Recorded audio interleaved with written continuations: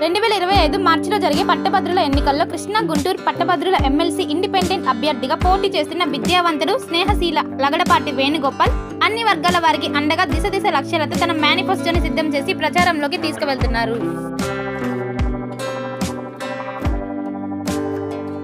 కృష్ణా గుంటూరు పట్టభద్రుల MLC independent అభ్యర్థి లగడపాటి వేణుగోపాల్ గారు మనతో ఉన్నారు. సార్ బాగున్నారా సార్? నమస్తే. బాగున్నాను సార్. బాగున్నా. అసలు ఎమ్మెల్సీగా రావడానికి కారణం ఏమిటి? అంటే స్ఫూర్తి ఎవరైనా ఉన్నారా? స్ఫూర్తి అంటే దీనిలో ఒకటే నా స్ఫూర్తి. దీనిలో వ్యక్తులుగా కాదు కానీ సమస్యలే నాకు స్ఫూర్తి అయ్యాయి. ఇక్కడ దాదాపు మండలం ఏర్పడిన తర్వాత కానీ అసెంబ్లీలో కానీ కొన్ని ప్రముఖమైన సమస్యలు అలాగే మిగిలిపోయినాయి. కొంతమంది ఏమన్నా సంక్షేమం అన్నారు, కొంతమంది అభివృద్ధి అన్నారు. రెండు మధ్యస్థంగా తీసుకెళ్లే వాళ్ళు ఇప్పుడు వరకు దొరకలేదు. ఏదో ఒకవైపుకి వాళ్తున్నారు తప్పితే మధ్యస్థంగా. సంక్షేమం చూస్తే రోడ్డు బాగుడైపోతే, రోడ్ల గురించి ఆలోచిస్తే సంక్షేమం. అలా కాకుండా బ్యాలెన్స్ గా రెండు జరిగేటట్టుగా చూడాలని నా కోరిక.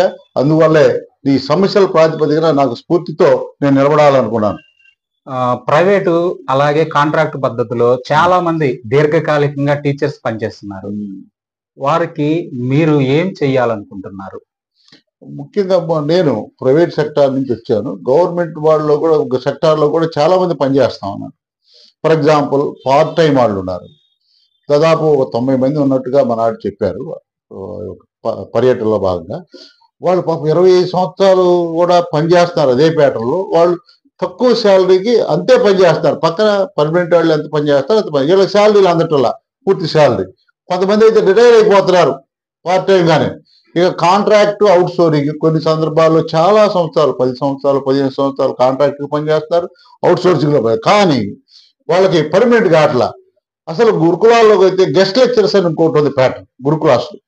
వాళ్ళు 21 స్కూల్ అయితే 21, దాదాపు 28 ఏమైనా కాలేజీ అయితే చాలా తక్కువ శాలరీతో పనిచేస్తా ఉన్నారు గెస్ట్ లెక్చర్స్.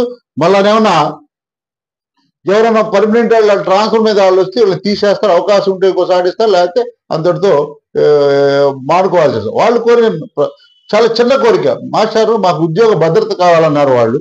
అలాగే మమ్మల్ని గెస్ట్ లెక్చర్ నుంచి కాంట్రాక్ట్ లెక్చర్ గా గుర్తించండి. దానివల్ల వాళ్ళు పర్మనెంట్ ఏమంటారు మొదటి స్టెప్ లో మమ్మల్ని ముందు మినిమం కాంట్రాక్ట్ లెక్చర్ గా గుర్తించండి.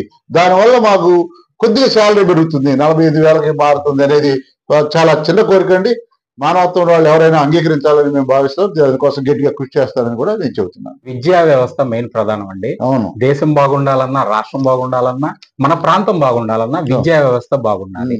అయితే విద్యా వ్యవస్థ కోసం మీరు ఏం చెబుతారు బాగుండాలంటే? నేను ప్రముఖంగా గట్టిగా చెప్పేది ఏంటంటే, నేను విద్యా సంస్థకు సంబంధించిన వాడు, విద్యా వ్యవస్థకు సంబంధించిన వ్యక్తి. అయితే ప్రైవేట్ లో ఉన్నాను. నా చుట్టూ గవర్నమెంట్ చదువుకుంటే గవర్నమెంట్ సెక్టార్ అది తెలుసు. నేను ప్రైవేట్ సెక్టార్లో పనిచేసావు, దాని గురించి కూడా తెలుసు. ఇప్పుడు ముందు మీరు ఒకటి గమనించాలట, ప్రైవేట్ సెక్టార్లో ఎక్కువ మంది పిల్లలు ఉన్నారు. మీరు గమనించినట్టయితే హైయర్ ఎడ్యుకేషన్లో ప్రైవేట్ సెక్టార్లో ఎక్కువ మంది ఉన్నారు పిల్లలు. ప్రాథమిక ఆడిట్లో కొద్దిగా ఉంటే దీనిలో కూడా ఉండొచ్చు, గవర్నమెంట్ సెక్టార్లో గట్టిగానే ఉండొచ్చు. కానీ గవర్నమెంట్ సెక్టార్కి వచ్చే తలకి గవర్నమెంట్ సెక్టార్లో ఉన్న ఉపాధ్యాయులకి ఉద్యోగ భద్రత ఉంటుంది. అంటే కొన్ని ఫెసిలిటీస్ లేకపోవచ్చు, తక్కువగా ఉండొచ్చు. కానీ ప్రైవేట్ వ్యవస్థలో ఉపాధ్యాయుడికి అసలు ఉద్యోగ భద్రతే లేదు. అది మెయిన్ డిఫరెన్స్. కానీ మీరు గమనించండి, ఉద్యోగ భద్రత లేకపోవడం వల్ల పనిచేస్తారని కాదు, వాళ్ళ అవసరాలు అట్టున్నాయి. గవర్నమెంట్ ఎప్పుడైతే మనకి నిరుద్యోగ సమస్య తీర్చలేకపోయిందో, బతుకు తెరువు కోసం ఈ గవర్నమెంట్ వ్యవస్థ ప్రైవేట్ వ్యవస్థలో ఎంతో కొత్తగా పనిచేస్తూ కష్టపడుతున్నారు నా అభిప్రాయం. దానిలో అయితే దీనిలో చిన్న డీమెరిట్ ఉంది. అంటే ఉపాధ్యాయుడికి విలువ చాలా తక్కువగా ఉంది ప్రైవేట్ వ్యవస్థలో. దానికి ఎలా చెబుతానంటే, అడ్మిషన్స్ గొడవ ఉంటుంది. అలాగే పేరెంట్ నుంచి ఎవరికి ఒత్తిడి ఉంటుంది అంటే టీచర్కే ఒత్తిడి ఉంటుంది. మళ్ళీ మేనేజ్మెంట్ నుంచి కూడా టీచర్కే ఒత్తిడి ఉంటుంది. కాబట్టి దీన్ని కొద్దిగా తగ్గించాల్సి ఉంటుంది. మేనేజ్మెంట్ దాన్ని కాపాడాలి టీచర్ని ఇతర ప్రాబ్లమ్స్ నుంచి. అంటే అడ్మిషన్స్ కానివ్వండి, లేకపోతే ఇతర విషయాల్లో కానివ్వండి. ఇంకోటి మీరు గమనించాలి, శాలరీలు చాలా తక్కువగా ఉంటాయి. వాడు మొదటి ప్రారంభం ఉంది. నేను దానికోసం ఏం చేస్తానంటే, అన్ని ప్రైవేట్ అంటే కార్పొరేట్ ఉన్నాయి, మామూలుగా ఉన్నాయి ప్రైవేట్ వ్యవస్థలో. వాళ్ళకు కొన్ని చిన్న టౌన్లో 3,000 నుంచి బీడవుతుంది శాలరీ. ఎవరికి? టీచర్స్కి ప్రైవేట్ వ్యవస్థ. అదే క్వాలిఫైడ్ టీచర్ మామూలు గవర్నమెంట్ అయితే శాలరీ చాలా వ్యత్యాసం ఉంటుంది. దీనికన్నా చాలా హైక్లో ఉంటాడు అక్కడ. ఇటువంటి వాళ్ళకి భద్రత ఉండాలి. మినిమం శాలరీ 15,000గా నిర్ణయించాలని మా కోరిక. అలాగే లెక్చర్కి అయితే మామూలుగా అయితే 9-12 లోపల ఉండాలి మినిమం శాలరీ. అది 25గా చేయాలి కార్పొరేట్ లో కానీ ప్రైవేట్ కాలేజీలో కానీ 25గా ఉండాలి. కాలేజీ లెక్చర్స్ కానీ జూనియర్ కాలేజీ లెక్చర్స్ కానీ మేము కోరుతా ఉన్నాం. అలాగే గవర్నమెంట్కి వచ్చే తలకి వీళ్ళకి పెద్ద సమస్య ఏంటంటే సిపిఎస్ పెన్షన్ ప్లాన్ అనేది ఇప్పుడు జరుగుతూ ఉంది. కానీ దాన్ని ఓపీఎస్ గా మార్చాలని వాళ్ళు ఎన్నో రోజులుగా కృషి చేస్తా ఉన్నారు నాయకుల కోసం. దాన్ని ఏమి కదలలేదు. అందరూ ఎంతవరకు అయిపోయారంటే మెమోరాండాలకు పరిమితం అయిపోయిన పరిస్థితి ఉంది. దాన్ని కొద్దిగా మిలిటెంట్ గా చేస్తే తప్పితే ఇటువంటివన్నీ మారవు. ఎందుకంటే గవర్నమెంట్ ఇన్వాల్వ్ అయి ఉండేది. వాళ్ళు ఎలా ఇన్వాల్వ్ అయి ఉన్నాయి? మొదటి వీళ్ళందరూ కూడా సిపిఎస్ కి సెంటర్ లో ఒప్పుకొని వచ్చారు. ఇప్పుడు నేను ఓపీఎస్ గా మార్చాలనుకో స్టేట్ గవర్నమెంట్ నేనంతా మోయాలి పెన్షన్ మొత్తం. అందుకని వీళ్ళు దగ్గర చూపులో మానేటట్టు కనపడతలే. అందుకని అది ఉపాధ్యాయులకి చాలా కష్టంగా ఉంది. ఎందుకంటే రిటైర్ అయిపోయిన తర్వాత ఇప్పుడేమో ఇంత శాలరీ తీసుకుంటాడు, చాలా ఎక్కువ హైక్ లో తీసుకుంటాడు. రిటైర్ అయిపోయి చాలా తక్కువ వస్తుంది. ఎలా బతుకుతాడు? ఈ లైఫ్ స్టైల్ అసలు బతకనియదు. అదే ఇంకొకటి ఉంది, ఈహెచ్ఎస్ ఎమ్మటి శాంక్షన్ కావట్లేదు. అంతా జరిగిపోయినాక ఆపరేషన్ ఎన్ని అయిపోయినా రీంబర్స్మెంట్ చేసుకోవాల్సి ఉంటుంది. అది చాలా కష్టంగా ఉంది. అలాగే ఈపీఎఫ్ మీద పిఎఫ్ మీద లోన్లు ఇవ్వటంలా. నేను మా పిల్ల పెళ్లి కోసం నేను అప్లై చేశాను ఫర్ ఎగ్జాంపుల్. అది ఆ పిల్ల పెళ్లి అయిపోయి పిల్లలు పుట్టినాక వస్తున్నాయి. దానివల్ల ఉపయోగం చాలా తక్కువగా ఉంటుంది. గవర్నమెంట్ దీన్ని గమనంలో పెట్టుకోవాలి. ఇంకోటి ఏంటంటే పెన్షన్ అంటే మనం రిటైర్ అయిన ఎమ్మటే ఈ ఎరియర్స్ కానివ్వండి పెన్షన్ కానివ్వండి ఎమ్మటే ఇవ్వాలని. అలాగే దాదాపుగా ఇస్తున్నారు అనుకుంటారు. ఎన్ని రోజులు ఇస్తారో మనకి తెలియదు. గవర్నమెంట్ ఇప్పుడు 1వ తారీఖు దాదాపుగా ఇవ్వాలని మేము డిమాండ్ చేస్తాం. ఎవరికైనా కానీ శాలరీ 1వ తారీఖే ఇవ్వాలి గవర్నమెంట్ ఎంప్లాయీస్ కి. ఇంకోటి కూడా ఉంది ఇక్కడ, మీరు ఎడ్యుకేషన్ విషయానికి వచ్చి తలకి డిఫరెన్స్ అడిగారు మా మాస్టర్ రెండు వ్యవస్థలకి. ఎడ్యుకేషన్ థియరిటికల్ గా మనం చూసినట్టయితే కార్పొరేట్ లో బాగా అనలిటికల్ గా కార్పొరేట్ లో బాగా హైక్ ఉంటుంది పిల్లాడికి. కానీ ఇక్కడ ప్రాక్టికల్ గా క్రియేటివిటీ మాత్రం మనకి ఇక్కడ కనపడతా ఉంది గవర్నమెంట్ అంటే. ఎందుకంటే ఫ్రీగా పిల్లలు చదువుకోవడానికి ఆస్కారం ఉంది కాబట్టి. అయితే నేను కోరేది ఏంటంటే ఏ వ్యవస్థ అయినా కానీ, అటు ప్రైవేట్ వ్యవస్థ కానివ్వండి ఇటు గవర్నమెంట్ వ్యవస్థ కానివ్వండి, వీళ్ళు ఎప్పుడైనా పిల్లాడికి ఫిజికల్ ఎక్సర్సైజ్ అనేది అంటే ఎక్సర్సైజ్ అంటే మామూలుగా ఫిజికల్ వర్క్ అనేది ఉండాలని నేను కోరుకున్నది. గేమ్స్ కానివ్వండి లేదా స్పోర్ట్స్ కానివ్వండి ఏదైనా కానీ ఉండాలి. ఎందుకంటాను చూడండి, ఒక్క 2 నిమిషాలు చేతులు పైకెత్తలేని పిల్లలు ఈ విద్యా వ్యవస్థలో ఇప్పుడు ఉన్నారు. అంతా సుకుమారంగా పెరుగుతున్నారు ఈ వ్యవస్థలో. కొన్ని కాలేజీలు గ్రౌండ్ లేవు కాలేజీలకి, అందువల్ల ఫిజికల్ గా యాక్టివిటీ లేదు.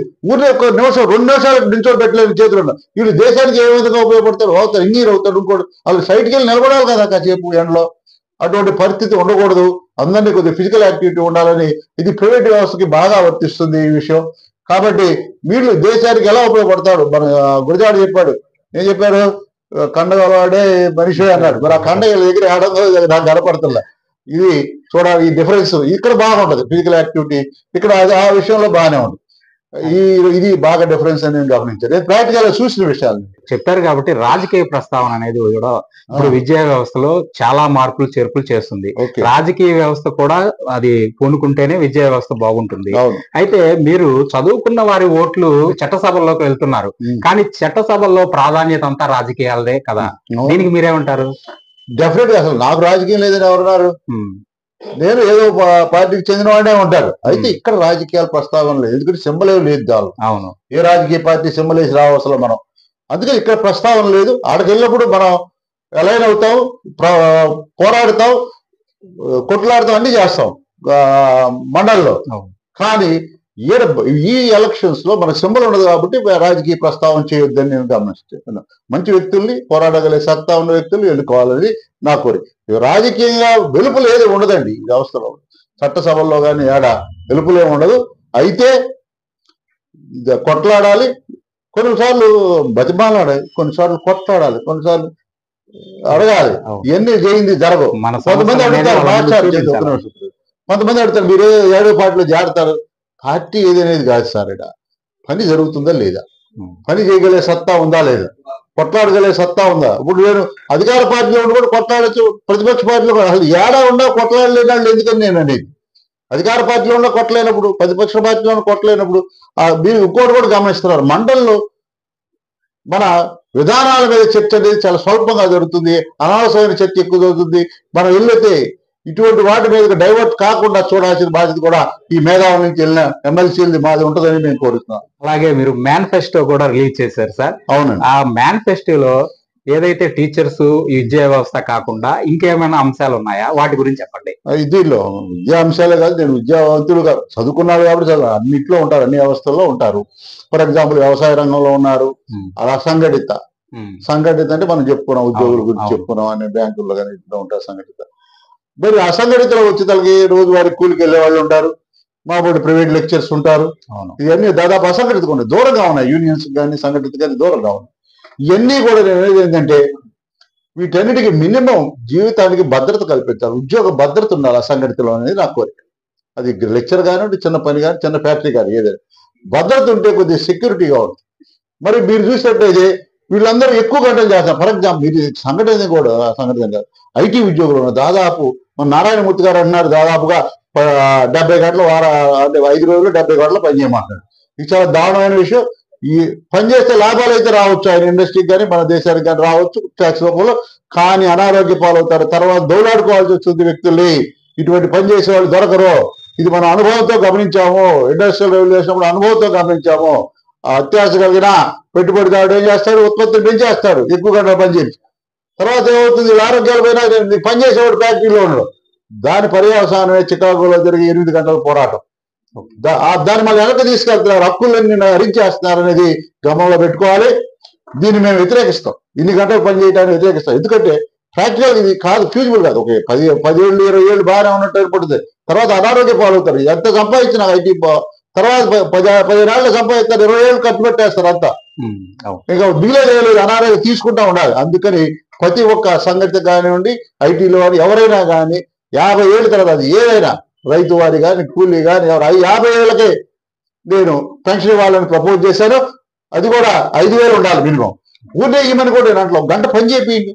యూత్ అయితే మీరు ఉపాధి కల్పన చేయండి, గంట చేయండి, 2 గంటలు చేయాలి, ఒక 5,000 ఇవ్వండి. ఎందుకంటే అసలు 5,000 కూర్చోబెడితే మాత్రం కండలు ఉండవు, బండలు కరగవు, మన దేశం అభివృద్ధి కూడా జరగదు. అంతా యూసులో గంట ఉన్న ప్రజారోగ్యంతో దేశం ఏమైపోతుంది, ఫిజికల్ గా కూడా ఫిట్నెస్ లేకుండా. కాబట్టి మినిమం గంటన్న పని చేయించుకోండి మనం, యూత్నైనా కానీ. దేనికి సంబంధించినది అంటే బండ పనులు చదువుకున్నాన్ని తీసుకొచ్చి పెట్టమని కాదు, ఏదో వర్క్ ఒక గంట చేపించి పని విధానాన్ని అలవాటు చేయాలి ఖాళీగా ఉన్నప్పుడు అనేది నా కోరిక. అంటే నిరుద్యోగ వృత్తి లాగా మీరు చెప్తున్నారండి. నిరుద్యోగ వృత్తి ఇది. వృత్తి అయితే ఊరిని ఇవ్వద్దండి, ఏదో పని నేర్పండి దాంట్లో. ఓకే, కొన్ని లేఖనం ఉండొచ్చు, ఏదో పని చేస్తూ ఒక గంట చేపిస్తూ ఈ నిరుద్యోగ వృత్తి వాళ్ళని నాకు ఊరిని ఇస్తే, నేను చెప్పాను కదా, కన్న లేకుండా ఏం చేస్తారండి, పరిశ్రమ లేకుండా నిర్వీర్యం అయిపోయే పని ఉంది బేసిక్. తర్వాత చేయమన్నా చేయలేని పరిస్థితి వచ్చేస్తుంది. 20 ఏళ్ళు 30 ఏళ్ళు పోయిన తర్వాత వయసు దాటిపోతుంది, పని కూడా చేయరు. ఎమ్మెల్సీగా మీరు పోటీ చేస్తున్నారు, ఓకే. అసలు మీ లక్ష్యం ఏమిటి? నా లక్ష్యం ఏమీ లేదు, నేను లక్ష్యాన్ని నిర్దేశించుకునే వచ్చాను. అదే నేను ముందుగా దీన్ని ప్రకటించి అన్నారు కొంతమంది, ఏంది మరీ ముందుగా తీసుకొస్తాడు ఈ మేనిఫెస్టో, దీనిలో లాభాలు ఏదంటే ముందుగా తీసుకొచ్చి ప్రజల్లో చర్చకి వెళ్ళింది. ఇతను ఈ అన్ని అంశాల మీద పోరాటం చేయడానికి సిద్ధంగా ఉన్నాడు, ఈ మంచి అయితే మనం అతన్ని ఎన్నుకున్నాం అనే భావన వచ్చేస్తుంది. చర్చకి సమయం చాలా ఇచ్చాం మనం. ఇవన్నీ సాధ్యం అవుతాయి అనుకుంటా. సాధ్యం కానిది ఏముంది దీనిలో? ఫర్ ఎగ్జాంపుల్ ఏమన్నా పెన్షన్ అయితే 4 ఏళ్ళు ఇస్తాను మన వాళ్ళు వృద్ధాప్యులకి, అదే అవును, నేను హాస్టల్ పెట్టమన్నా, అదే అడిగి హాస్టల్లో పే చేయది.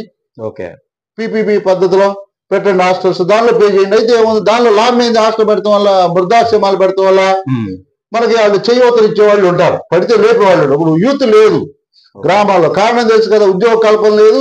అందరు ఇతర దేశాలు లేకపోతే ఇతర పట్టణాలు సిటీస్ కు వెళ్ళిపోయారు. ఇది పెద్ద బాధ ఇప్పుడు పల్లెటూరులో జరుగుతున్న భలే ఇబ్బంది అనమాట.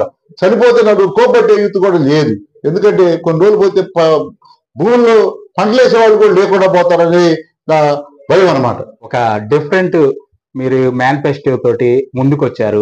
ప్రస్తుతం మీరు ఎలాంటి పర్యటన చేస్తున్నారు? మీరు వెళ్తున్న కాడ మీకు స్పందన ఎలా ఉంది? ఈ రోజు కూడా వినుకొండ వైపు వెళ్తూ మాషాద్ దగ్గర ఆగాము.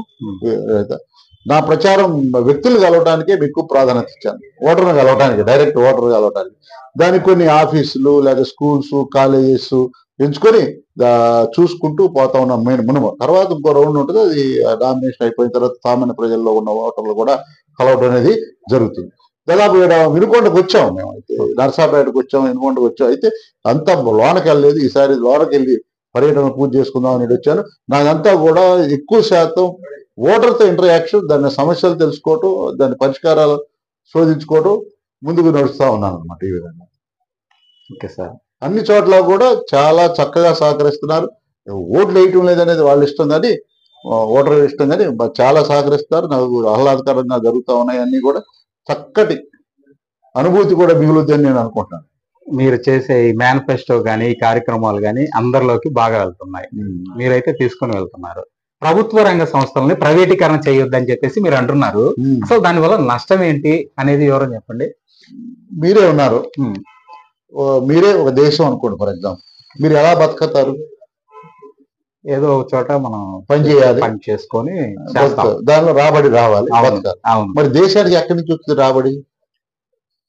ట్యాక్స్. కొన్ని ఇండస్ట్రీస్ అన్నమాట, కోర్ సెక్టర్. అవును. అప్పుడు ఆ రోజుల్లో మనం చూసినట్టయితే FCI, ఫెర్టిలైజర్ కాపు ఎందుకు పెట్టారు గుర్తుందా?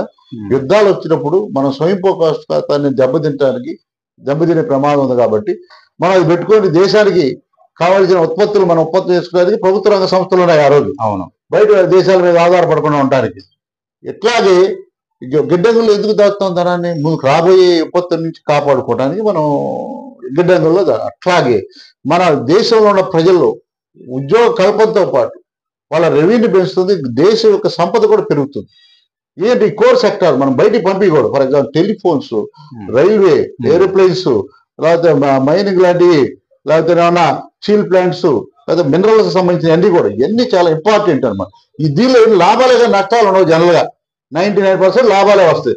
ఈ తీసుకెళ్లి ప్రైవేట్ వాళ్ళు పెట్టుబడి మనం రాబడేది దేశానికి, మనకు ఇచ్చే జీతాలు ఎట్టిస్తారు. అది గవర్నమెంట్ సెక్టార్లు అంటే ఏమైంది, మనకు కొద్ది భద్రత ఉంటుంది ఉద్యోగానికి. అవన్నీ కల్పించాలి. లేకపోతే ఏది ప్రైవేటీకరణ చేయకపోతే అది కూడా ప్రైవేటీకరణ చాలా దారుణంగా జరుగుతుంది. 100 కోట్ల విలువ కలిగిన ఒక పరిశ్రమని 20-30 ఇచ్చేస్తారు. మిడిల్ మ్యాన్ వ్యవహారం ఉంటుంది అన్నమాట దీనిలో అంతా. ఇటువంటి దోపిడీ కూడా జరుగుతుందని నా అభిప్రాయం. మీరు చెప్తున్నటువంటి దీంట్లో మహిళలకి భద్రత కల్పించాలి, దానికోసమే కదా చాలా ప్రభుత్వం పెట్టింది. మీరేం చెప్తున్నారు? నేను ఇప్పుడు భద్రత కల్పించాలంటే చట్టాలు చేయటం వల్ల జరగదండి. చట్టాలు అమలు పరచడం వల్ల ఈ భద్రత పొందుతారు జనాలు. అది చాలా పకడ్బందీగా జరగాలి, కఠినంగా కూడా ఉండాలి. వాళ్ళ మీద దాడులు జరగాలి. అలాగే సమాన వేతనం కూడా ఉండాలి వాళ్ళకి. పురుషులకి మహిళలకు కూడా సమాన వేతనం. మీరు ఇన్ని చేసినా కానీ అత్యాచారాలు జరుగుతూనే ఉన్నాయి మహిళలు. అక్కడ నిస్వార్థంగా మనం చర్యలు తీసుకోవాలన్నా విచారణ జరపాలి. రాజకీయాలు ఎంటర్ కాకూడదు అనేది నాకు. చాలా చోట్ల కూడా మీరు అన్నట్టుగానే మహిళలపై జరుగుతున్న దాడులు గాని, అత్యాచారాలు గాని ఎన్నో జరుగుతున్నాయి. చట్టాలు ఎన్ని ఉన్నా గానీ మహిళలే కాదు, ఉపాధ్యాయుల మీదుగా దాడులు జరుగుతున్నాయి. మీరు గమనించినట్టు దీన్ని ఏ రూపంలో చూస్తానంటే, విద్యా వ్యవస్థలో కొద్ది లోపం ఉందనేది మనం దాని మీద శోధించాలి. ఉంది, లేకపోతే ఇంత క్రూరత్వం పిల్లల్లో రాదు. ఉపాధ్యాయుని చంపే క్రూరత రాదు. మనం మధ్యప్రదేశ్లో కానీ మన ఆంధ్రప్రదేశ్లో జరిగినాయి. దీనికి నేనేమన్నానంటే, డాక్టర్స్కి ఎట్టయితే చట్టపరమైన రక్షణ ఉంటుందో అలాగే ఉపాధ్యాయుడికి కూడా ప్రజలతో సంబంధం, విద్యార్థులతో సంబంధం అటువంటి రక్షణ చట్టాలను ఏర్పాటు చేయాలని మేము డిమాండ్ చేస్తాం. ఈ వేదిక టెక్నాలజీ ఎంతో బాగా పెరిగింది, అయినా కానీ మూఢనమ్మకాలు ఒకటి ఇలాంటి వాటి మీద చాలా మంది ఫోకస్ పెట్టుకుంటున్నారు. మారుమూల గ్రామాల్లో కానీ కొన్ని ప్రాంతాల్లో కానీ ఎక్కువగా ఉన్నాయి. దాని మీద అసలు మీరు ఏం చెప్తారు సార్? సార్, అభివృద్ధికి మూఢనమ్మకాలకి అసలు సంబంధమే లేదు. అభివృద్ధి చెందింది కాబట్టి మూఢనమ్మకాలు ఉండవు అనేది అపోహ మాత్రమే. ఫర్ ఎగ్జాంపుల్గా అంత అభివృద్ధి చెందింది అంటారు. ఇప్పుడు అక్కడ కూడా ఇప్పటికి ఫ్లాట్ సొసైటీస్, అంటే భూమి బల్లపరుపుగా ఉంటుందని నమ్మే వ్యక్తులు ఉన్నారు, సొసైటీస్ ఉన్నాయి. అభివృద్ధి చెందింది, అయినా కానీ మూఢ విశ్వాసాలకి లింక్ ఏం లేదు. అందుకని ఇప్పుడు మన వాళ్ళు చేస్తారు, ఒక రాకెట్ తయారు చేస్తారు, ఇస్రో వాళ్ళు తీసుకెళ్లి దేవుడు ముందు పెడతారు. అది కాన్ఫిడెన్స్ లేకపోవటమే దాని మీద, అంతకన్నా ఏం లేదు. అంటే తప్పు జరిగితే దేవుడిది, మంచి జరిగితే మంది, ఆ విధంగా ఉన్నట్టు తప్పితే ఇంకో విధంగా లేదు. అది దేవుడి దగ్గర పెడతాం వల్ల ఏదైనా లోపం సరివుద్ది అనేది నేను నమ్మకం కూడా కాదు. అలాగే మూఢ విశ్వాసాలకు వ్యతిరేకంగా ప్రభుత్వమే చట్టం చేయాలి. అలాగే సైంటిఫిక్ టెంపర్ని, శాస్త్రీయ అవగాహనని ప్రభుత్వమే ప్రచారం చేయాలనేది నా కోరిక. మొన్న అదే చూశారు కదా అఘోరీ విషయం, మీరు గమనించాలి. అశాస్త్రీయమైన భావనలతో రోడ్లమ్మడి తిరుగుతూ ప్రజల్ని తన వైపు అట్రాక్ట్ చేస్తూ తిరుగుతూ ఇబ్బందులకు గురి చేసింది ట్రాఫిక్ కూడా. అటువంటి వాటిని తొందరగా నిరోధించి, ఇంత ప్రచారం జరగకముందే నిరోధించాలి అనేది నా కోరిక. చాలా మటుకు చర్య తీసుకున్నారు. చాలా సంతోషం ఉంది దాని మీద. అటువంటి ముందు రాకుండా చూడాలని ప్రభుత్వాన్ని మేము విజ్ఞప్తి చేస్తున్నాం. కృష్ణా గుంటూరు పట్టభద్రులకి మీరు ఏం చెప్పదలుచుకున్నారు? నేను చెప్పేది ఒకటే, ఇప్పుడు ముగ్గురు పోటీ చేస్తాం దీనిలో. ఇప్పుడు ముగ్గురు ప్రచారంలో ఉన్నాం. రాజా గారు, మాజీ మంత్రి గారు, ఆలపాటి రాజా గారు, కేఎస్ లక్ష్మణ గారు, సుదీర్ఘ రాజకీయ అనుభవం లేకపోతే మండలంలో అనుభవం కలిగిన వ్యక్తి. ఇప్పుడు నేను ఇండిపెండెంట్ ఎదురు కొత్తగా వచ్చాను. మా ముగ్గురు మధ్య వ్యత్యాసం మీరు గమనించాలి. మాటల మీద రిలయబిలిటీ మంచి వాళ్ళని చూశారు, మీరు ఏం చేశారో మీకు తెలుసు. నన్ను చూడలే అప్పటి వరకు. మీరు నేను చేస్తానని చెబుతాను. నా మాట నమ్మకం ఉంటే నన్ను ప్రోత్సహించండి, ప్రథమ ప్రాధాన్యత ఓటేసి గెలిపిస్తారని నా నమ్మకం. మీరు ఖచ్చితంగా సక్సెస్ సాధించాలని, విజయం చేకూరాలని కోరుకుంటూ మా అమరావతి వాయిస్ తరపున మీకు ధన్యవాదాలు సార్. Thank you sir. ప్రేక్షకులందరికీ కూడా, పట్టభద్రులందరికీ కూడా నా నమస్కారాలండి. Thank you sir. Thank you sir. Thank you.